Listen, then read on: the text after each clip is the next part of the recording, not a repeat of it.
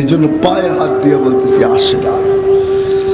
সিলেটের মতো সুযোগ দুনিয়ার কোথাও নাই। আলেম ওলামাদের মাটি, আল্লাহওয়ালাদের মাটি, শাহজালালের রহমতুল্লাহ আলাইহির উর্বর মাটি। শাহজালাল শুয়া রয় না এখানে, উনি তো আলেমের গোডাউন পয়দা করার জন্য এখানে শুয়ে আসছেন। এই মাটির থেকে আলেমই হবে, আল্লাহওয়ালাই হবে। এটা আল্লাহওয়ালার মাটি, আলেমের মাটি।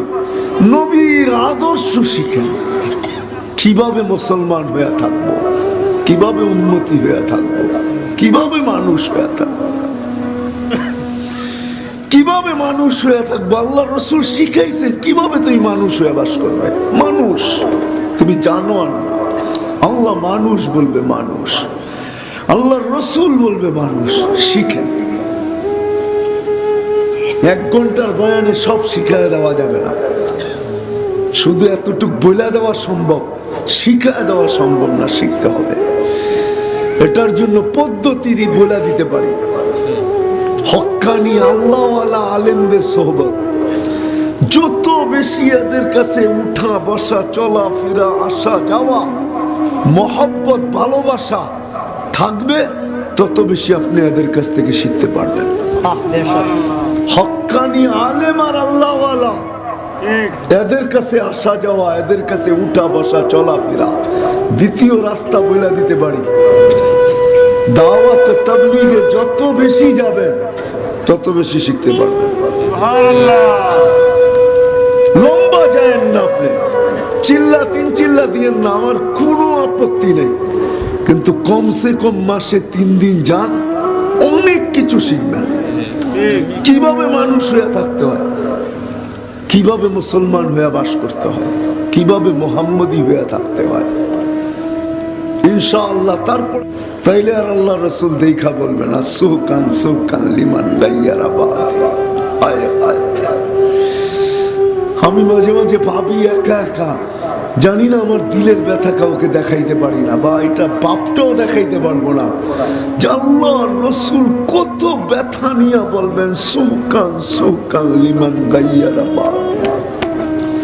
সরো সরো, দূরে সরো, যারা আমি আসার পরে সব কিছুকে ধুলায় মিটায়া দিছ, মিশায়া দিছ, তুলিসাৎ করে দিছ, তোমরা সরো, আমার সামনের থেকে সরো। সুকান সুকান, আল্লাহ রসুল বলবে, আমাদেরকে দেখা বলবে, আমাদেরকে দেখা বলবে, সরো সরো। অথচ ওই রসুল যে আল্লাহকে বলে দিছেন, লান আরদা হাত্তা ইয়াকুনা ওয়াহিদ মিন উম্মতি ফিন নার, একজন উম্মত জাহান্নামে থাকা পর্যন্ত আপনার উপরে রাজি হব না, না না না। আপনি কি দিয়ে আমাকে রাজি করবেন?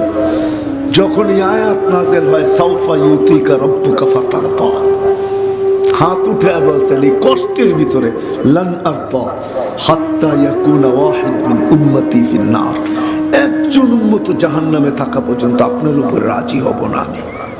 আপনি আমাকে রাজি করতে চান, তা আমার উম্মত দিতে হবে, তাইলে আমি রাজি, তাইলে আমি।